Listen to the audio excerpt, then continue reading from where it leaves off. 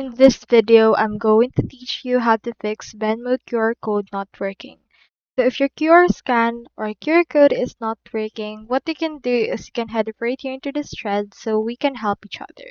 So as you can see, this user had the same problem wherein they installed updated version of Venmo and granted it permission to use phone's camera. So none of them work using the scan code. So what they can do right here is you can head over and then make sure to try taking picture of the QR code with the camera app and then uploading the picture directly onto the scan to pay.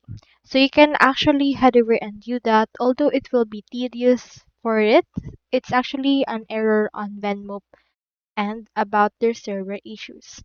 So what you can do in this case is to stay updated to the fix under the update onto the actual Venmo application.